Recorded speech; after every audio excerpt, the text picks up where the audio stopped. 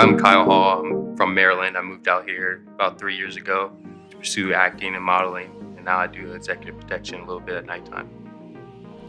Hi, I'm Dr. Sonia. I'm a doctor in clinical psychology with many emphasis from gerontology to domestic violence and African American family studies. This career actually chose me. I didn't choose it, and it took me over a decade to get this degree. I'm Deon Johnson. I'm from Riverside, California. I went to school for biology because I thought I was going to go into pharmacy, but I started my own business and personal training. My name is Andre Davis. I'm originally from Memphis, Tennessee. I lived in LA for about 7 years now.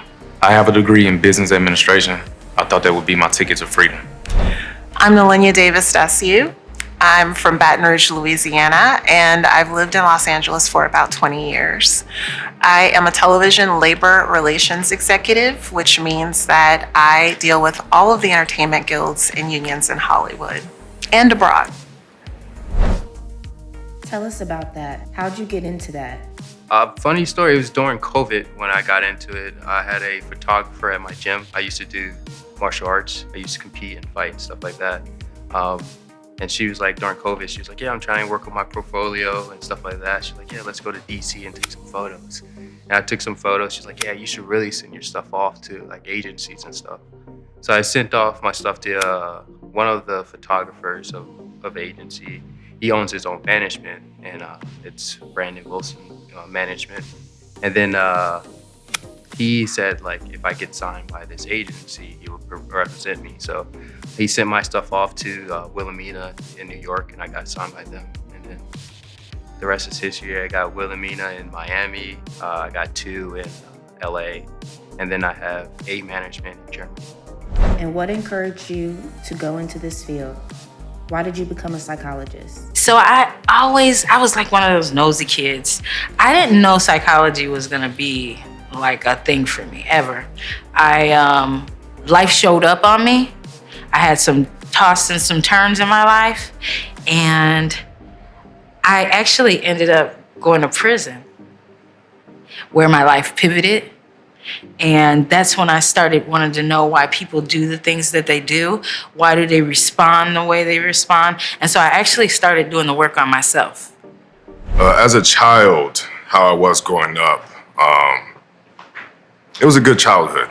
Grew up with both my parents, my mom and dad, 3 other siblings. I'm the oldest. So I had a big responsibility growing up, being the oldest, setting the example to my younger siblings. Growing up, I had dreams of, typical dreams. I wanted to be a doctor, firefighter, look like a superhero. That's how I was growing up. Tell us a bit about yourself and tell us what brought you to LA.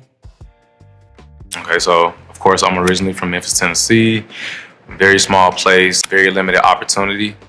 And what brought me to LA was just being able to see how much more opportunity there was in the world. Came to LA in 2017.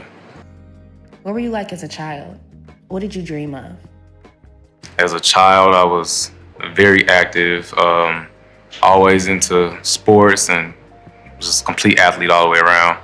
I always dreamed of being an athlete, rather if that was running track or playing football or doing something in entertainment.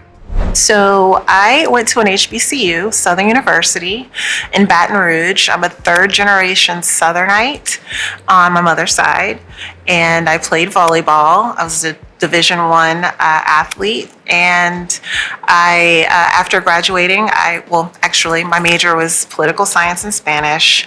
I studied abroad a couple of times in Mexico and in Spain over the summers, and when I graduated there, I went to law school at Loyola Law School in New Orleans. I was a police officer. I started policing at 2015. Did that for 8 years, and then for fighting, and then the police work, and during all the craziness of Black Lives Matter and stuff like that. I guess when the COVID happened, I was working at the time, which I was grateful for. but all that stuff was still going on. And then the modeling came apart, and I was like working, and I started doing Under Armour shoots and stuff like that, like 3 times a week. And then it's like you're at a point where you have to make a decision because they're calling for you so much, and you can't turn down the money. The money is great when it comes to modeling. Yes, it's kind of like fast money, but it's consistent, which is good. So I had a friend that was in real estate, and he sat down. He's kind of like a mentor of me. He sat down. He was like, "So what are you going to do?" Like, he was asking because I told him about my situation. I was kind of like, I don't know, do I stay with my career and pursue that? Because I'm almost invested. Like, after 10 years, you'd be invested, and I did it for 8. Do I just pivot and go into modeling? And like, now I get to work less. He did it. He sealed it by saying, "How much do you get paid for an hour policing?" And I was like, "It's like $38, $39 an hour, but you get overtime and all the other perks and health insurance and stuff like that." But he's like, "So you're risking your life for $39 an hour." And I was like, wow. That was like very eye-opening. And I was like, damn, I'm really, like, my life is worth $39 in that 1 hour. Once you left prison, how did you officially get into education? So education, I've always been a big component of education. Before I went to prison, I was in school for registered nursing. And it wasn't making me enough money, being in school, trying to do that and having children. So that's how I ended up going to prison. And while in there, I had time to be in solace and kind of ask for guidance and direction. And when I got out of prison, I almost ended up going back down the same road again, because it's easier to do what you know opposed to opening yourself up to learn new things. And so while I was out, I didn't want to go back to old behaviors. So I got into community college. I just went to my community college, Los Angeles Southwest College. Whoop, whoop, I'll give you a shout out. Anyway, that was where I started the journey. And I started there getting my AA and alcohol and drug counseling. Just trying to find out, because like I said, I started my work in prison, trying to figure out why I was doing the things that I was doing, where was all my traumas coming from, what was going on with me? I wanted to know. And so on that journey, I took so many psychology classes. Like, by the time I left community college, I had only 1 year left that I had to do when I transferred for BA in Human Development at Pacific Oaks College in Pasadena. So I went there for, on that journey, that part of the journey, I went there for human development. It just made sense to me. Psychology, addiction, human development, let me get down to the root. And so that's where I learned about autism and the spectrum and working with children on those levels also. Like I said, very vast experience. And so I finished that in 1.5 years. Not even about a year, I finished that because I had like 92 credits already.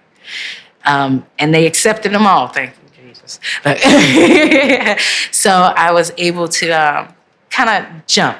And so I finished that, and then when I get to those ending points, it's always like, what do I do now? Especially in education. Okay, so what do I do now? If they don't have no job for me, how am I gonna make this money?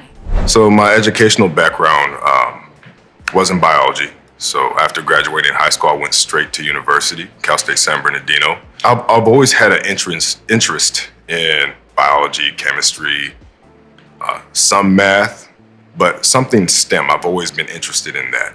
And so my thought process behind choosing my major was, what sounds good? What sounds the best? You know, what pays the most? What's respected? So that was kind of my thought process in choosing my major. When I was in school, I didn't see many men that looked like me. It was mostly Latino and white.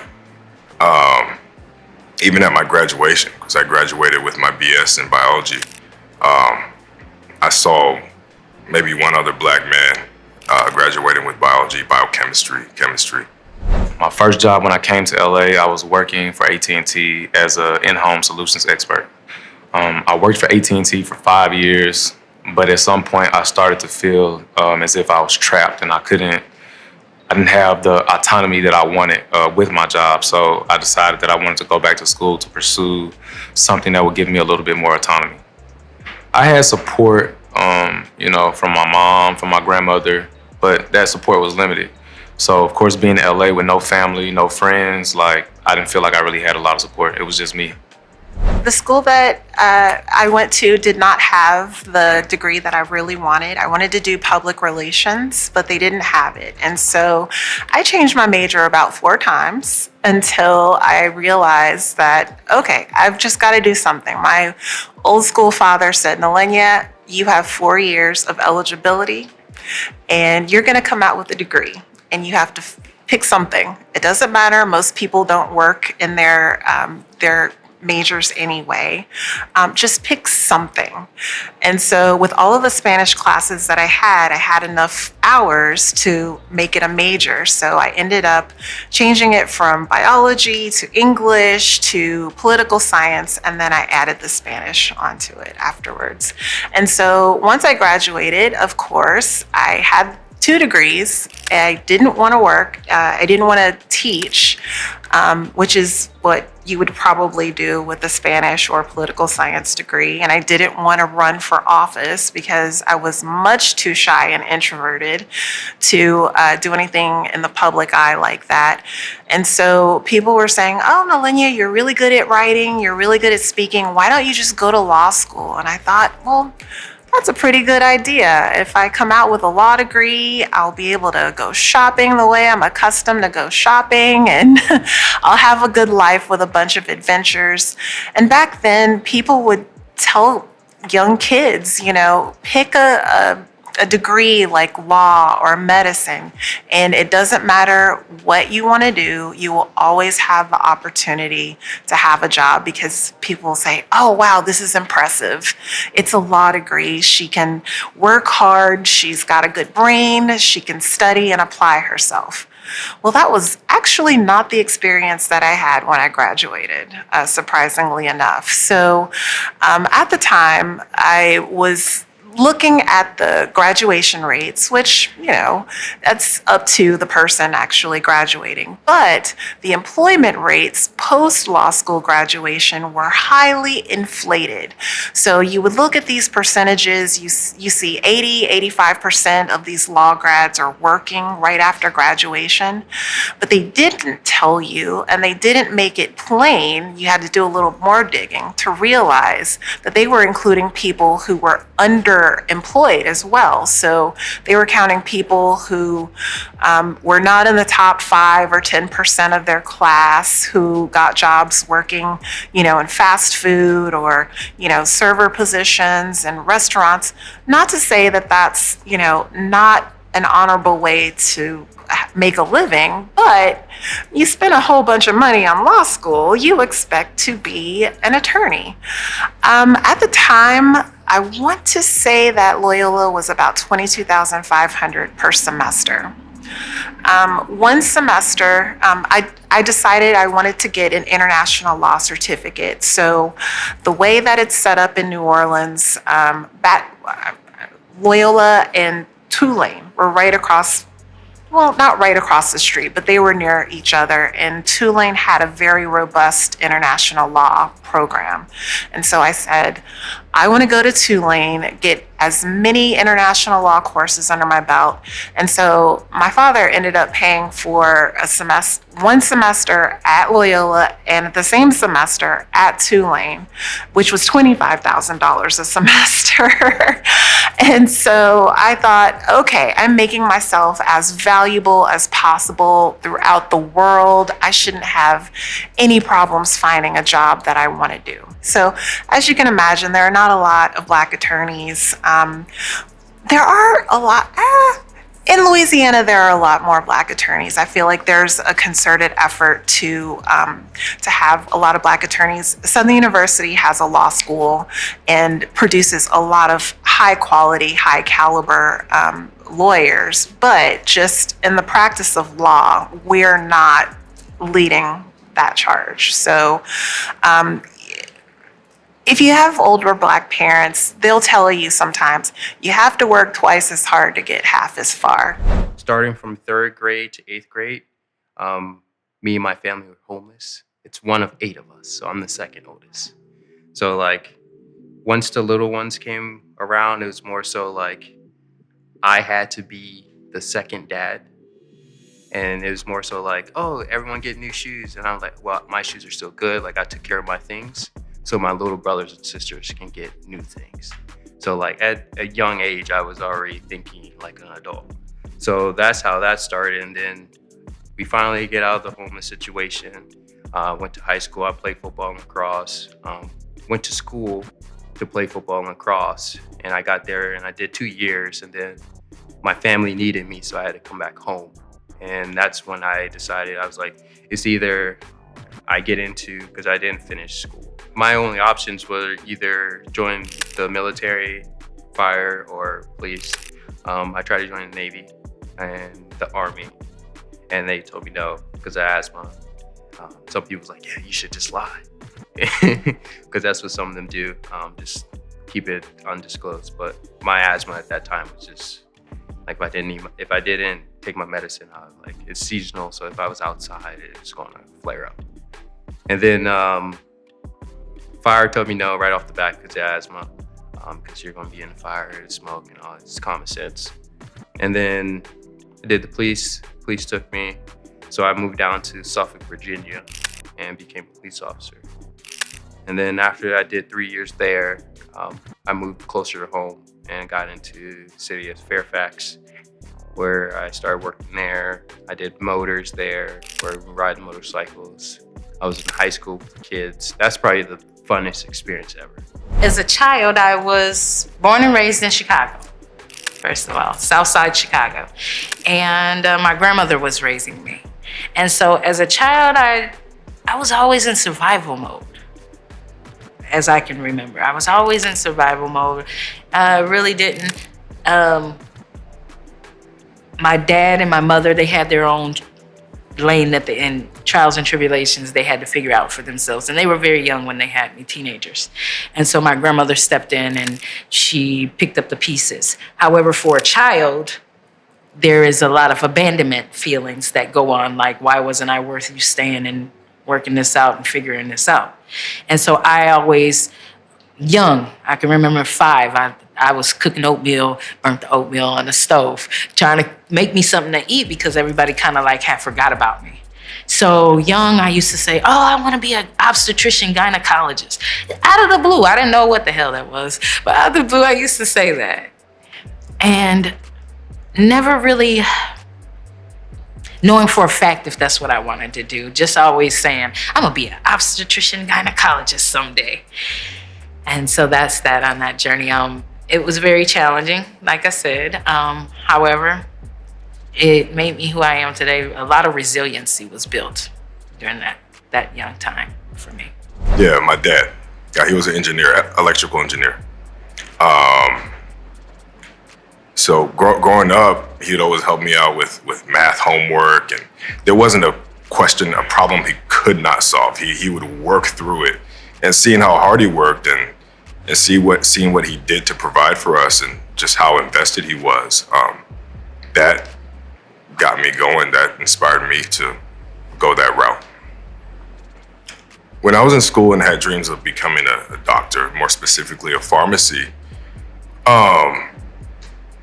I was still finding myself, but I knew I wanted to do something for my community, something that was positive and something where I was helping people. I wanted to make an impact, and of course I was thinking about the financial aspect of it too, because I wanted to start a family and be able to provide accordingly. So what was difficult about going back to school? I think more just like thinking about my work-life balance, coupled with going back to school. And when I decided to go back to school, I was 33. So my day-to-day life was, pretty much would start out every morning. I'm in the gym. Then I would go to work right after that. And then after work, I'm in the books, I'm on my laptop, I'm studying, I'm completing assignments. Social life, it's okay, but I would say more so just like on the weekends, because typically I only have one day off. So I reported into a woman who was about 3 years older than me, and she referred to the Eiffel Tower as the Paris symbol. So I'm like, I'm sorry, what are you referring to? She's like, oh, that thing, the thing that everybody knows Paris about? And I'm like, the Eiffel Tower? She's the Paris symbol. And that day, I thought to myself, my parents' words rang so clear and true that day, because it's like, this woman has not prepared herself for anything. She'd worked at that particular company since high school, and I highly doubt that she would be functional anywhere outside of that company. But just thinking about that moment, it was kind of like a kick in the guts. Like, you spent all this time traveling, going to 2 different schools in the same semester, struggling and doing all of this stuff, only to report to somebody who can't even articulate what the Eiffel Tower is. It's demoralizing on one hand, but you grow up in the South. As a Black person, you learn how to very quickly pivot from things like this. So my thought process was, your parents prepared you for this. It's not, as shocking as you would imagine. But at the same time, it's like, why me? Why do I have to work so hard when other people don't have to do anything? I grew up in Montgomery County, Maryland, so we kind of, like being Black there, you kind of be like kind of targeted, but not so much, because Montgomery County is a big mixing bowl, but you still have like the biases of people. You think, like, it was one time, me and my friend Damien, it was all of us, we were all in the car, and we went to 7-Eleven, and since it's 4 Black kids, we go to 7-Eleven, it's like 11 o'clock. We left my house from playing the Xbox or something. We go to 7-Eleven, we all get in the car, and next thing you know, we're getting stopped for whatever reason. And we haven't been pulled out. So they're like, oh yeah, what are you guys doing? And try and check all of our IDs and everything like that. And we're just like, what did we do? We didn't do anything wrong. It's like, why are you messing with us? If it was any other race, it would be different. I like to tell people when everything was going on, like the Black Lives Matter and stuff like that, and they're like, oh, how are you gonna be a police officer? How are you doing that? I'm like, you have to think of it as a different way, if it's more of us in the police department, less of that will happen. So after human development, I didn't know what to do.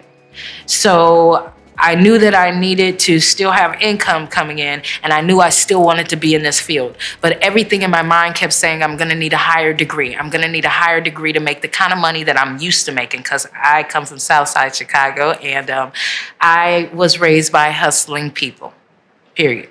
And so I knew that life. I've always had any and everything I wanted before I went to prison. So I had to figure out, how am I gonna make that make sense for me moving forward and stay within reason without putting myself in jeopardy again. And so education was what came to mind. And so I knew that in that master's degree, marriage family therapy, because I wanted to know the whole thing. Okay, I'm nosy. Now let me figure out and find out what's going on with the system, because that's what the family is. So marriage family therapy with the emphasis on African American studies, I obtained that. I got that degree, and even with it, I was like, okay, what do? I ended up getting a job. I left school for a while, about a year, and I worked in a FOTEP program for women and children out of prison, because full circle, I graduated from this program with my 3 children, with 1 room, I got out of prison with $200. I had to figure out and make that work. So from there, that's a lot. Right. So the human development was a bachelor's, and the master's degree was in marriage family therapy. And then I worked at a FOTEP program. And then after the FOTEP program, I still felt like I didn't have enough education to make the kind of money that I wanted to make, because even being there was a lot of stipulations. I actually had an incident where I went to my supervisor and asked her if I could go to school on the weekends for the psychology degree, because I felt I needed to have a doctorate in order to be where I wanted. And I asked her, could I do school every other weekend and work still for the company? And I hate to say this was an African-American lady at the time, and she told me no, I had to pick a lane. And so I chose school. And so I had to quit the job because it was conflicting with what I wanted. And so I jumped out on faith and trusted the process, because that's what I'm teaching others. And here I sit as a doctor in psychology, but that wasn't even it. It's like, it seems like every time you finish up your degree, you got to get another one to make it make sense. So even after finishing my doctorate in psychology, I went back and got a master's in pharmacology. So now here I go with two masters and a doctorate degree, and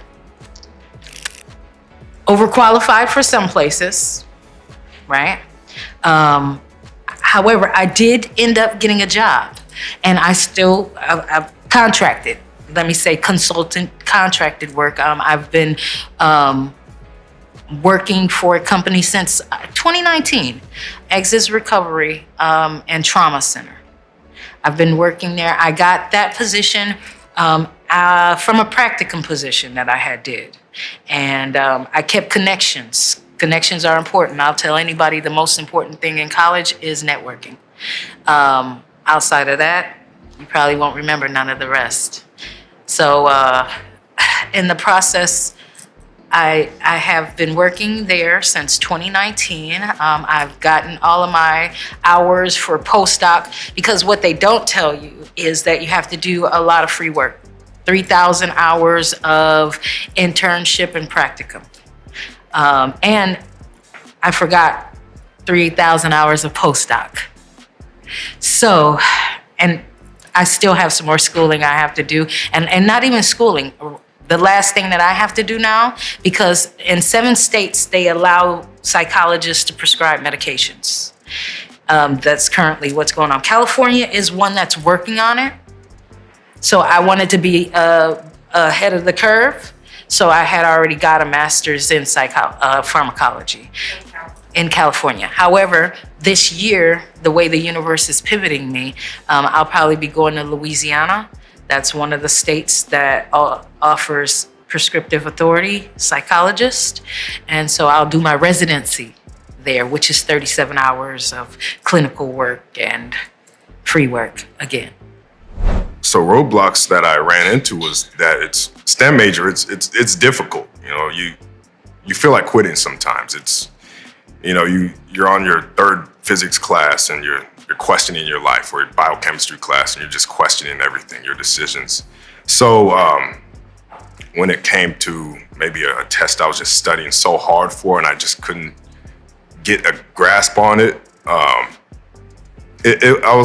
was thinking to myself, do I want this for my life? Is this something I want to continue with? My support system was definitely my parents, because they went to university themselves and fought through adversities themselves. So I would just consult with them because they've been through it.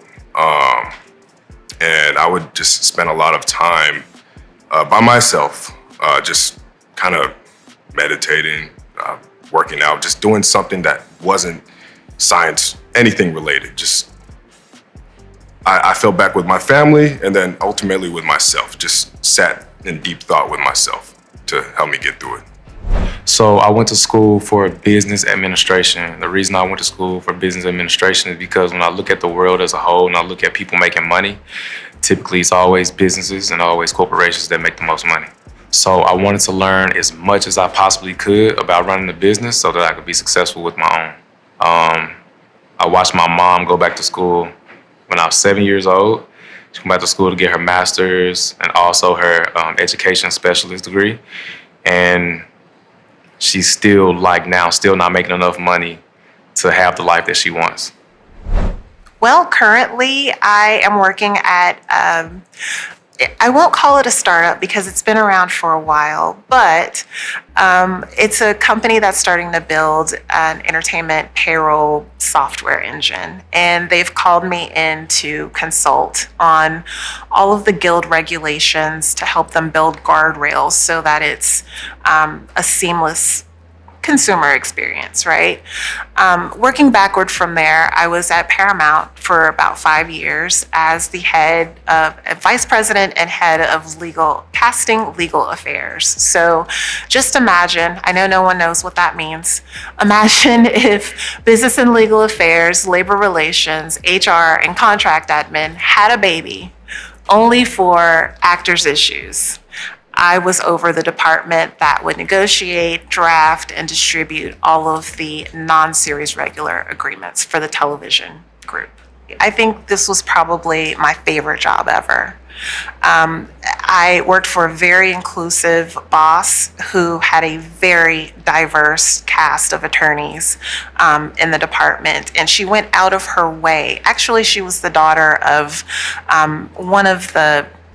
he's a comedic actor who's since passed away, unfortunately, but she had been in the business for a really long time and decided to be a lawyer. So I worked for her, and I feel like Paramount was really the first place where I felt like an executive. You know, they made me feel so good about myself. They put me in a contract. They gave me this huge office.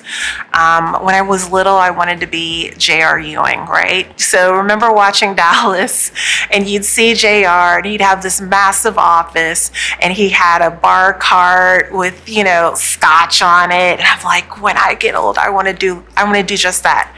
And I was able to be J.R. Ewing at Paramount. Unfortunately, when George Floyd was I won't say assassinated, but when he was murdered by the police, there was a collective gasp. You could kind of feel it in the company. And that's when they started making a concerted effort. Every week or every month, there would be a very, for lack of a better term, woke presentation. We'd have speakers, we would have programs, just raising awareness about, racism and colorism. And we were having all of these really meaningful conversations about what it means to tell stories authentically, to have people of color in front of and behind writing these stories, to make them more compelling so that when people would watch it, they would connect to a certain truth. Even though it is fiction, you could feel the truth of the presentation because you had people who had that lived experience creating and fueling those stories. And so I want to say that my time at Paramount was my absolute favorite. Unfortunately, I was laid off in September of 23, and eventually, I think maybe earlier last year, they completely shut down the Paramount television studios. So it no longer exists. They laid everyone off, and now it's being merged with Skydance, I believe. Leaving school to go help my family, I think emotionally I was kind of torn behind it, but me being older minded since I was younger, it was an easy decision for me. It's like I'd rather help my brothers and sisters with their goals and stuff like that than to be selfish with mine. I think I don't know. I'm a very protective brother and always want the best of my little brothers and sisters. So like, if I have to do something for them, then I'm fine with it. It's if it's me changing careers and giving up on mine because mine's not like it would be different if I was like at like a D1 school and I'm playing like really well and it's yeah you can get drafted. It'd be different. I'll stay because I know the outcome is a lot greater and I know it's kind of guaranteed. But I wasn't at that level, so I was just like, well, I'm not even at that level, so I could be, but I'd rather take that chance and just go home and help my parents and not put them back in the situation we were in. Stability meant longevity. Longevity to me, I started because what took me to prison in the first place was instant gratification. I had to pivot my mindset in order to get where I am today. I had to think in a longevity mindset. I want longevity, which creates stability in the process. So that's how I gained stability. I humbled myself, first of all, and went back to the drawing board and learned how to live within my means. Once I got to that space, I was able to accept public assistance with my children, something I had never did before prior to that, and assistance. And so, which helped me, now let me be honest in a way with the way the system is set up. I wasn't getting all these opportunities and help before I got a record. Once I got a record and went to prison and then ended up in that residential program system, that's when all the opportunities I seen were there for me. However, I used everything to my benefit.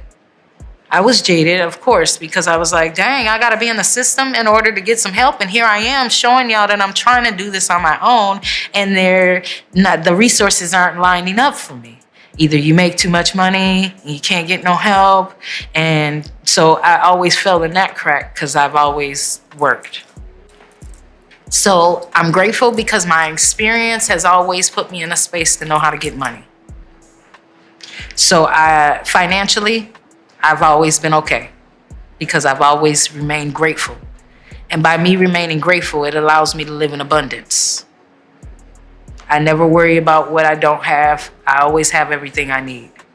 So I can't really say how, of course it impacted me because there's plenty of things that I want to do, but everything I needed has always been prepared for me. That makes sense.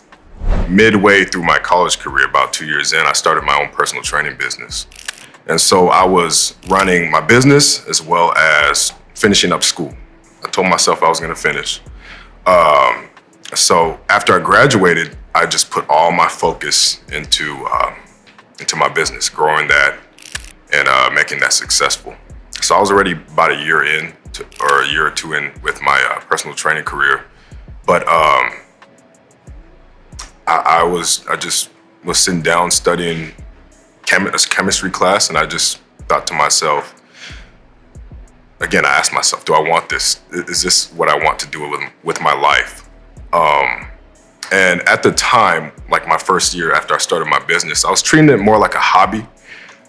So I wasn't getting the most out of that at the time. So in my head, after I graduated, this was about year 3. After I graduated, I would drop off the business and just focus on pharmacy. But that shift happened when I was studying. I was just thinking to myself, just deep thought. Do I want to be a pharmacist, white coat, just prescribing medication for the rest of for the majority of my life? Or do I want to work for myself and get satisfaction with helping people? So it was a lot of back and forth, a lot of thought. Okay, so taking out a loan for school, honestly to me, it was a no-brainer. I knew that was the only way that I was going to be able to sustain myself in school, but also too, having a fitness business and training people. I knew I had to make money while I was in school so that I could still, same thing, sustain myself, not my education, but my own life. So I did have some roadblocks, financial roadblocks of when I would do a practicum, I wasn't getting paid at a practicum or an intern. And there's plenty of internships and practicums you have to do in the field of psychology. And each time, it's hard to find financial recoverance from that. I literally, in my master's degree, I literally drove Uber, went to school full time, and took care of 3 kids. So I drove Uber. I would work internships like that paid, that had stipends. I would work those a couple of hours a week so that I could have some type of income coming in. I would have to, it became stressful because I would have to apply for a direct loan every semester because I knew that if I didn't keep in school and if I didn't keep that income, I could possibly be homeless if I didn't keep that income coming in. Not wanting to go back to old behaviors, I had to keep that. So it was a lot of stress trying to be in school full time and work full time and take care of kids. So I definitely had zero experience with lawyers or the environment that they work under, the circumstances that they work under.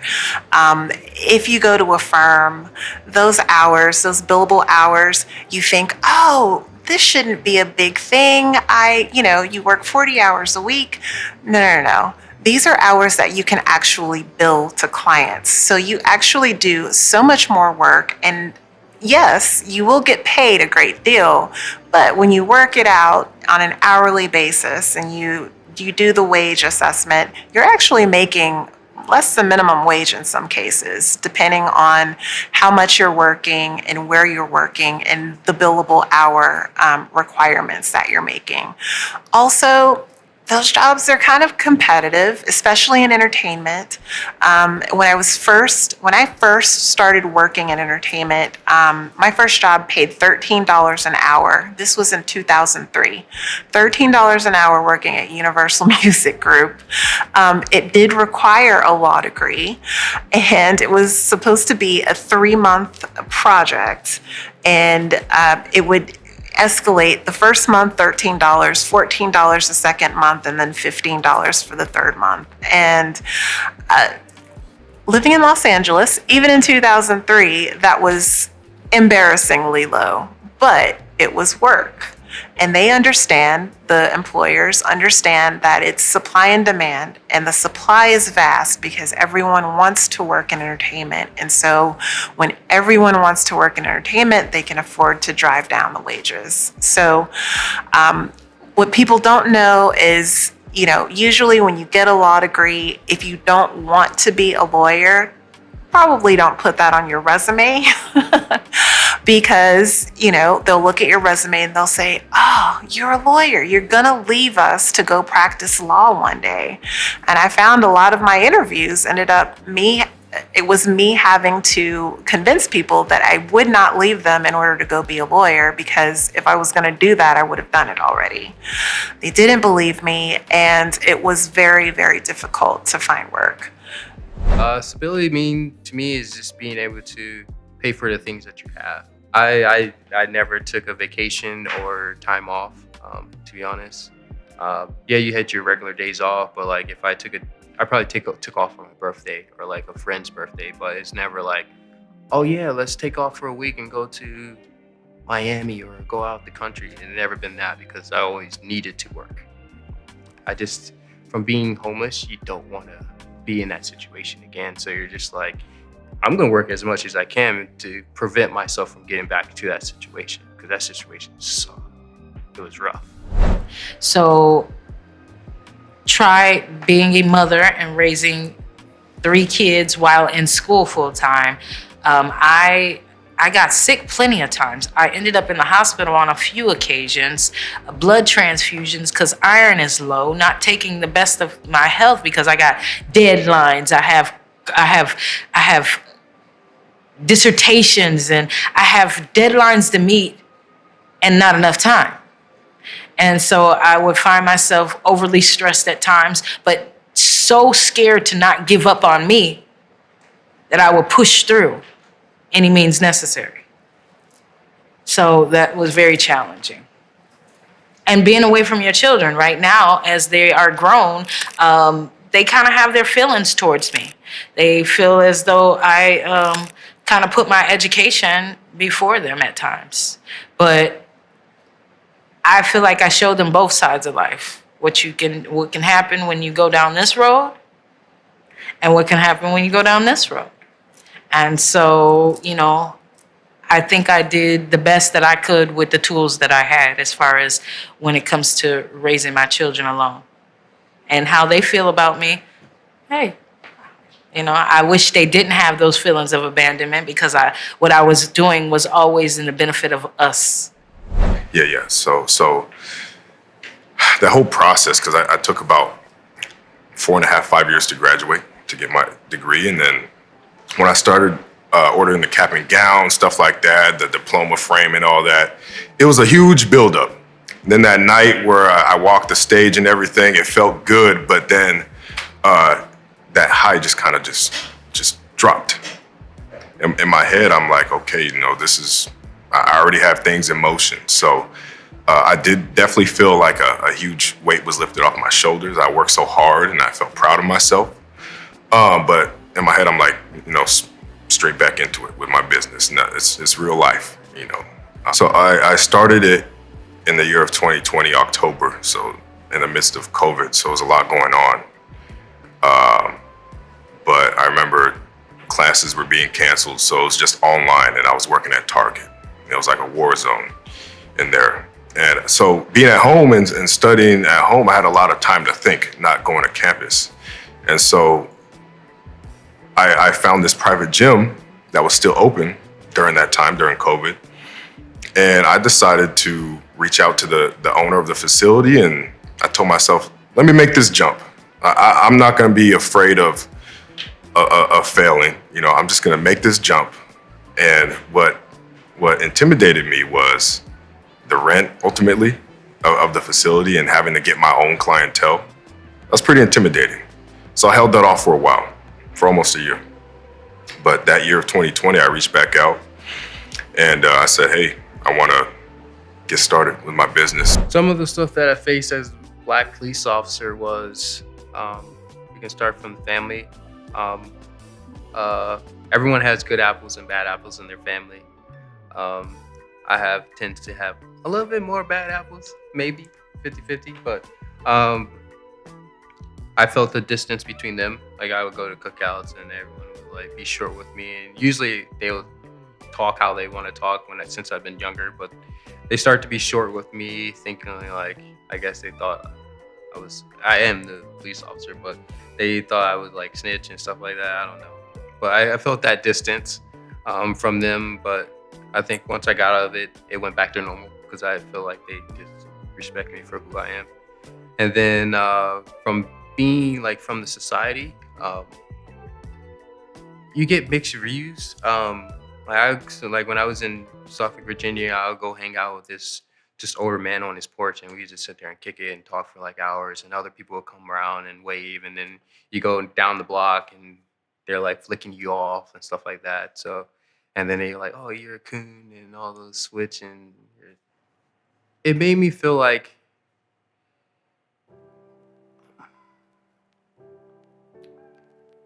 I was a bad person, but I wasn't. I was just doing what's needed to be done, enforce whatever law. If you broke it, you broke it, type of thing. But the thing is, with me, I'll give you every chance to get out of the situation, or be honest, or to let you go. That's how I am. Give me reasons to let you go. If you did it, you did it. But please try to get I'll pull people over and I'm laughing and joking, hey, any reason why you're speeding? If you give me a good reason, I'll let you go, to be honest, because I'm allowed to do that. It's some of the things you can't let people go on. It's just how it is. But yeah, you give me a good reason, I'll let you go. You 30 miles over the speed limit. You give me a good reason. Oh, I need to hurry up and get home. My kid just got home from school. Cool. Let me follow you so I make sure you get home safely and you get to your kid safely. I'm that type of cop. I'm gonna follow you home.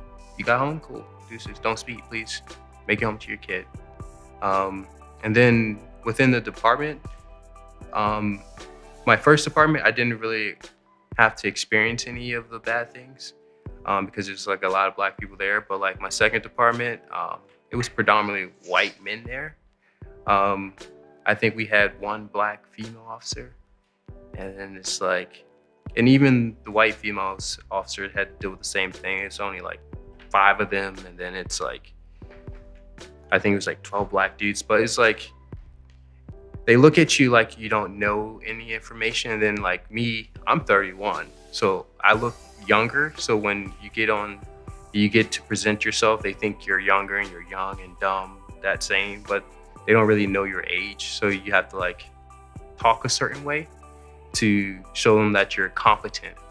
So that's what I had to deal with a lot. So like I had to learn the big words to make sure that they know that I can speak and hold my own, and I have to look and dress a certain way. Like being black, you have to be very press your uniform, straight, everything, because they're gonna look at you. Like they won't look at someone else. Like if their uniform is all slobby and they're a different race, they probably look at them like, okay, whatever. But you being black, you have to hold yourself as a higher standard than everyone else's standard, just to be recognized.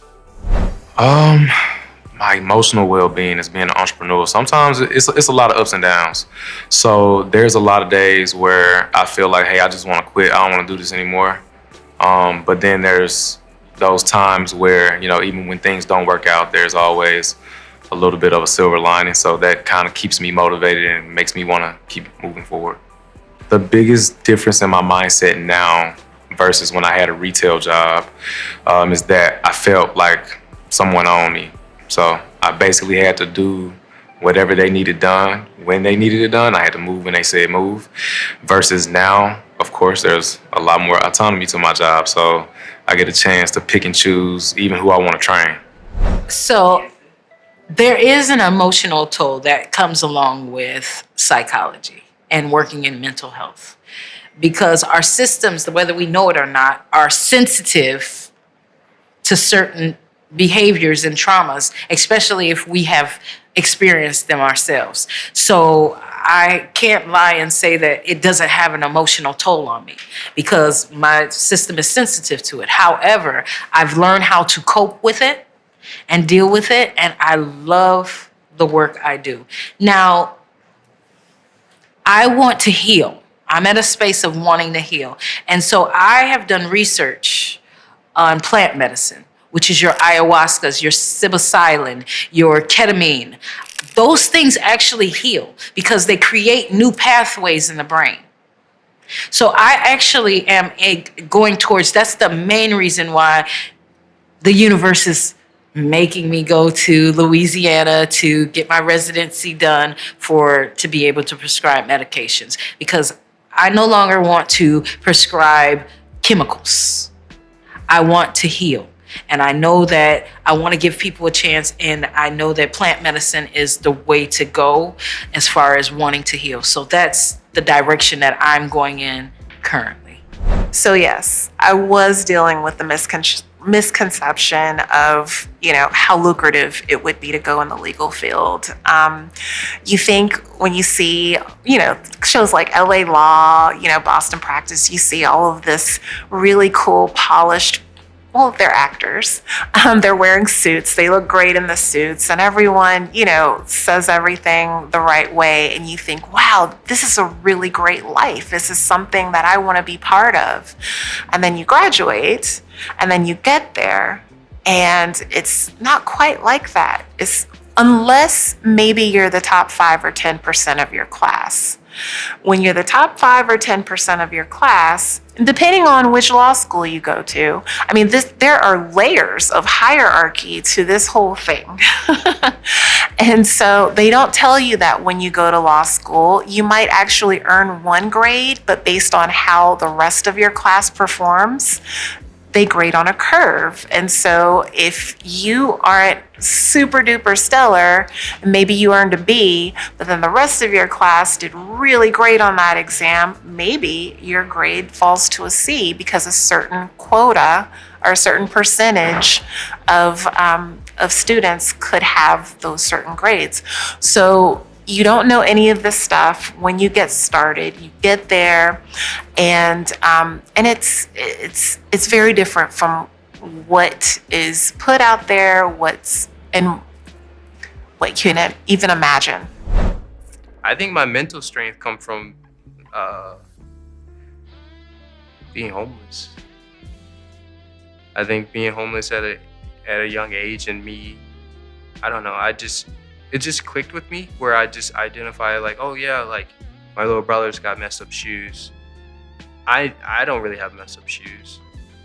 Get my brother's new shoes. I don't need new shoes. Like my mom's, oh yeah, your turn to get new shoes. I'm like, my shoes good. I kept my shoes clean. Get my brother's. I don't know. It just clicked with me to be that way, and I guess it grown over the course of time. It's just hearing the situations my mom going through and stuff like that, and just finding ways to help. Because being homeless, you're stuck in a hotel or stuck in a shelter, or you're at a cousin's house and you're just sitting in a room. You can't really go out. There's no playgrounds, no other kids. So like, I think the best thing that happened with us is being one of 8, where we have our friends with us. So we have our playground. We get a little ball, and then it's us 5 playing around. So I think that's a good thing. Is like, if I was an only child, then I probably wouldn't be the way I am. I was very aware that I was a black person in the police department, where you have to hold yourself at a higher standard than most people or everyone else, because I don't know. I guess it's just because of color. I don't know the reason why. But if you didn't hold yourself at a higher standard, then you looked at as like a bad partner, terrible officer, can't do certain things, and they'll nitpick every little thing that you do, type of thing. So it's like I very quickly understood, and plus I had other black people that have been there, and they would tell me like, hey, you gotta do this, you gotta do this, you gotta do this. They're gonna look at you like you don't know anything if you don't know these things. I learned very quickly like I had to manage their expectation of me as a black man, because what they wanted from me, I could give, but I had to give more, because if I gave less, they would be like, yeah, put Kyle on night shift, or don't put him during the day because he has to deal with people from the city Congress, or not city Congress, but from the city department, and you possibly gonna be talking to news reporters and stuff like that. So they like, but yeah, put him on nights so he can stay off and out of the way. We don't really have to deal with him, stuff like that. Do I feel respected in my line of work? Yes, amongst my peers. Like I said, when they come across my path, they gain respect for me. However, I do at times feel as though I'm not respected by colleagues who may have finished and have their degrees before me, or that I don't have to train. Like the ones coming underneath me, very respectable. Love that I walk in my authenticity. But the older generations, they really don't know how to receive me. So while I was in school, my support system was God. Because a lot of people, nobody in my family is a doctor. I'm the only doctor in my family, first of all. Friends, I come from inner city. So a lot of the time people aren't as happy for you when you're achieving your goals, because they haven't yet been able to achieve their own. So I had more people that were friends that fell off than stayed and supported. So I had one mentor, though. I have to speak on this. I had a mentor, and she's an African-American lady, and I met her in my bachelor's, in a time where I was going through my bachelor's degree. And she's also from Chicago. She picked my hand, she held my hand, and she was one of the major support systems that I had. When I wanted to give up, she'd be, nope, you done came too far, you can't. And just encourage me to know that it gets greater later. I'm still waiting on the later, but it gets greater later. I won't act like that though. I will say that I've chose to make my life better. So my first 3 months of business, I maybe had 2, 3 clients, and there were people that I knew from work or whatever, family. And so, but the money I made from one client was about a month at Target. So I was like, okay, we're getting somewhere. But what discouraged me was, I had to bring in my own clientele. I had to do the work, get my brand out there. So what discouraged me, what the roadblocks that I ran into initially was people being people. Poor communication, people would ghost me. You know, I would set up consultations. I would drive so excited. You know, I had my first random person. This is not a friend, no family member. First random person that reached out to me. We set up the consultation, and then they no-showed, and I was like, damn, am I even gonna get a client? Took me about 6 months. Took me about 6 to 8 solid months of just hard work and just dedication to my craft and my business to get it up and running. To eventually, 4 to 5 months in, I ended up leaving my job and just focused on business and school. So yes, being in LA, the cost of living is substantially high. So yes, I find myself bartending at night to supplement my other income that I make from training. And the goal for me is to eventually land a job where I'm making at least $10,000 a month after taxes. And, you know, just so I can support myself 100%, I can save up, and also so that I can help my mom as well, you know, when she needs help. So I would say this, in a market of training and it being so oversaturated, especially here in LA, fitness and wellness is very, very oversaturated. So what I'm learning in school and what I've learned is that sometimes you might have to knock your prices down just so that you can get more clients, so you can make a little bit more money. You might have to put in a little bit more hours than the next trainer, but hey, you're making a little bit more. So the payoff going to law school is definitely, for me, not worth it. I know a lot of people would swear by it and they say it's the best thing since sliced bread, but it was very, very rigorous. I've always been a really great student. I was on the dean's list in undergrad. I got to law school and I made so many C's my first year. And honestly, you go there, it's like they're speaking another language, even though every word is English. It's a completely different language. It's a completely different way of thinking, and it's grueling. I've seen some people start some really bad habits. I've seen divorces. I've seen all kinds of things come out of law school not good. And you think that, okay, I'll struggle for 3 years, and then when I graduate, I'll have this wonderful opportunity. Only to realize once you graduate, you're looking for jobs, and no one wants you. The lawyers don't want you, and the non-lawyers don't want you, and you're just entering another system at that point. And so when you think back, okay, I spent 3 years in law school, but honestly, that program could have been 1.5 years.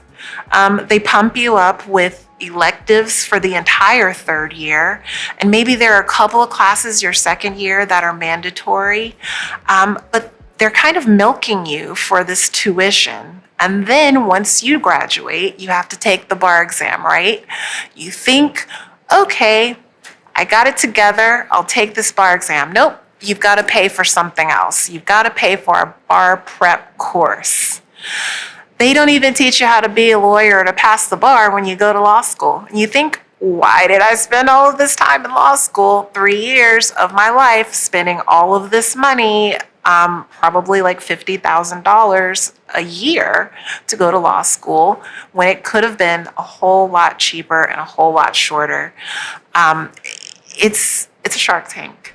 So I'm currently working under another psychologist, a licensed psychologist, and I'm doing this because you need a certain amount of hours for postdoc. Even though you're done with your dissertation, you're done with your internship hours, your practicum hours, postdoc is another 3,000 hours. And to take the test, you need 1,500 hours. So I have all of my hours at this point. I have taken the test twice, which was $700 each time. I don't want to leave out the fees of the dues, because that's how I feel like this is a game. Me personally, I feel like when you have to do all of this to get into and be in a profession, I feel like it's organized crime. And that's because why am I paying all these fees? How is that helping me? It's not like I can go and say, well, I need $1,000 to pay my rent this month. I'm paying dues. So can I get something back out of it? I'm actually not getting anything back from paying all these dues. And I have paid for just every year just to be a psychological assistant for the last 3 years. I want to say they just raised it. I have to pay $249. Before, they used to have it where the person you worked for, because see, they're getting the work from you. They're getting the opportunity to have you work for them, and they're getting money off of that. That's how this system works. So I've had the opportunity to make money, but not as near as much as I should be making. A piece of advice I would give to someone who's frustrated and is looking for a pivot or a path to take is let it sit with you. Just let it sit with you for a while. This is a big deal. It's your life we're talking about here, and you don't want to make any decisions based off, your emotions are high up here. So I would say let it sit with you. Think about it. My mindset was, I'm going to pick my heart. Either way, to be successful is going to be difficult. So whether it's running my business or going another 4 or 5 years of doctorate school, ultimately, I decided I'm going to pick my heart. That's going to be the path that I'm going to do. I'm going to just fully commit. The days when I don't feel happy, I have to think about where I once was and how bad I wanted to get to LA and how bad I wanted to get out of my city and how bad I wanted more opportunities to come my way. So that's what keeps me grounded. I just have to weigh myself up on the scale, like, this is where you were 10 years ago, and this is where you are today. Since becoming a trainer, it's opened a lot of doors for me. I've met a lot of great people, honestly. It's opened up my network a lot more. I've also been able to book shoots, because since I've been to LA, I've got into modeling, I've got into acting, and I'm able to actually go and do those jobs and get paid for them, versus when I was working a retail job, I couldn't just call my boss up and say, hey, I got booked a job today and they're paying me $800. I'm not gonna be able to make it into work. I would stand in the mirror and just look at myself and ask myself, like, hey, like, do you have what it takes? Do you have what it takes to deal with the ups and downs of the rejection? And that was something I told myself, yes. I like, if I was able to do it in my city, and I put my head down and I just went forward. I would be home sometimes back in my hometown, and I would go to modeling agencies and they wouldn't even have conversations with me. Getting into production, it was untelling because I didn't know what was gonna come of it. But I'm a person that I believe that if you invest in yourself, I think investing in yourself is one of the greatest things you can do. And so for me, I had a team of people who wanted to do that. So it made it easier for me. I didn't feel alone. So it made it easier for me to do. I probably did about, I want to say around anywhere between maybe 7 films. And we got to about 7 films within a time span of 3 years. And then eventually submitting those films to the Emmys and actually winning an Emmy in 2021. None of that would have been possible in Memphis. I think that even if I would have had a conversation with someone in my hometown telling them hey, I'm gonna move to LA and I'm one day gonna win an Emmy, they probably would have just told me, you're not gonna even make it out of here alive. I'm a believer in God. My spirituality keeps me grounded. My parents are a huge part of my life. They are also very hard-nosed people. My father, and my mom, to a major extent, they demanded excellence from me and my 3 older sisters. And so coming back and saying it was too hard, I don't want to do it anymore, was just not an option for me. Do I feel respected in my career now? Yes. I feel respected in my career right now. When I was first starting out, I did not feel respect at all whatsoever. And I feel that way because when I first started out, I had some really racist experiences happening in places. And so I was starting out at the manager level, the business rep level at SAG. I had a great time at SAG. But, once I got out of that wonderful little cocoon they had going there and went over to the producer side of things, I worked at a company that was very large, very high profile, and I had some really hurtful experiences there that absolutely colored my experience and my desire to even do entertainment at that point. At this particular company, the production meetings, I would go to the production meetings every Tuesday. And there's this very long table in the room, and there are seats, that are not at the table, but that are like in the room that other people would sit at. However, I was always told to sit at the table. And so that was my normal thing. So one day, for this particular meeting, I sat in a place that I thought was very harmless. I put my purse there and I went to the next room to make myself coffee so that I could have coffee during the meeting. When I got back to the room, my purse had been put on the floor next to the garbage can. It was shocking, but I wasn't surprised. And the person that did it was in my department, and it was a very large purse. It was houndstooth, black and white. Like, it was very distinctive, and I would carry it around everywhere. So people knew who it belonged to. And it was demoralizing, and then I just kind of laughed to myself, and I thought, okay, it's not Louisiana brand racism. It's gentrified California racism, but it's racism nonetheless.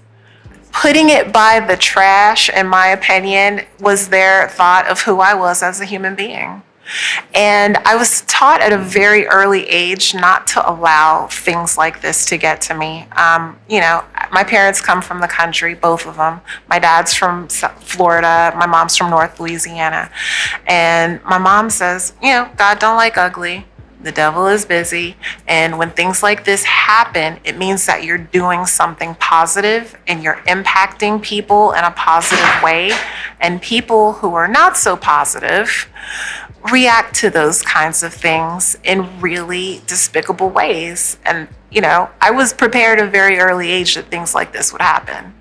And so I never let those attempts to demoralize me ever take shape or form, because I know who I am.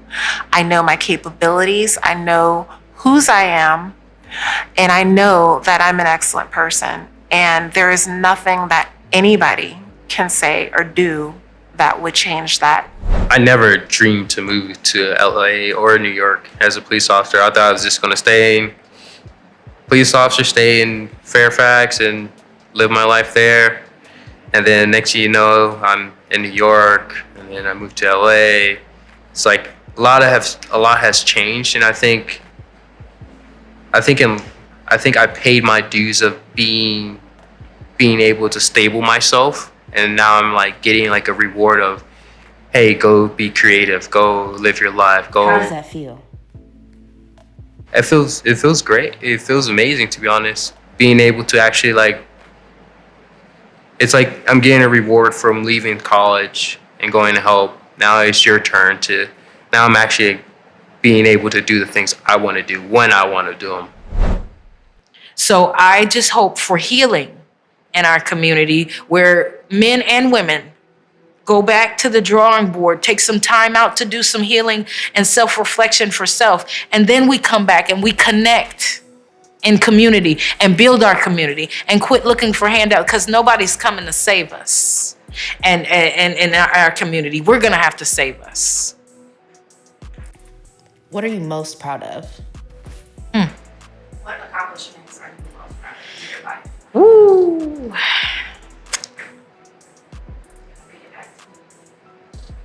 Okay. That's hard.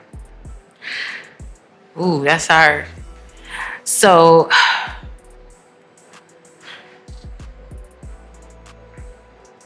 I want to say this, and because I got to be honest about accomplishments and coming from a space where people kind of down on you when you do accomplish things. I'm sorry. When people kind of down on you when you do accomplish things. I've accomplished a lot, but the thing that I'm most proud of is having the ability to pivot when needed. And that was in my crossroads. My dreams are to be 100% financially sustained, being able to honestly take care of my mom, really take care of my mom, help my sister, and just continue to inspire people and motivate people and, show people that no matter where you're from, no matter what you've been through, that you can do whatever it is you want to do in life, and you can't listen to people because nobody really knows anything. Two things I've learned to do is to build, three things, is to build, rebuild, and keep going. My family, they're very proud, very happy for me. I think that everything that I've accomplished has shown them a lot more because, where I'm from, people are very closed-minded. And I wouldn't want to say that about my family, but, just being where they come from, they're very set in their ways, a little closed-minded. So, watching somebody that leave home and do all these great things and things that you would have never thought or imagined that you could do for yourself, and you see them do it, I think that just shows them a different side of life. It shows them that they can accomplish whatever they want to. It doesn't matter how old you are. I've been able to show my family back home what's possible.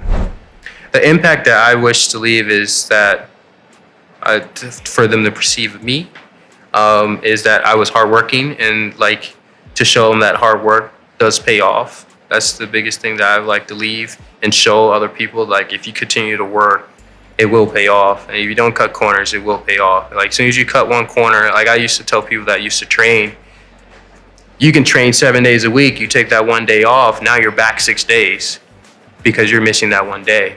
You can't cut corners. What I'm the most proud of is that when I had so many people projecting their fears onto me, I never listened to it.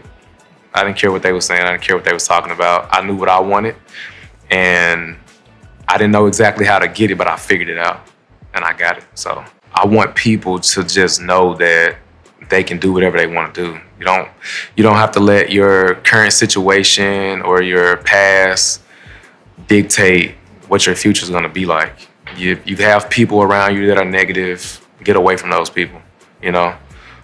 That's the impact I want to do. I want people to feel empowered. I want people to feel inspired. Your past does not define you. You can do anything and be anything you put your mind to with determination, ambition, and being able to just really reflect and allowing yourself to evolve. You can accomplish anything.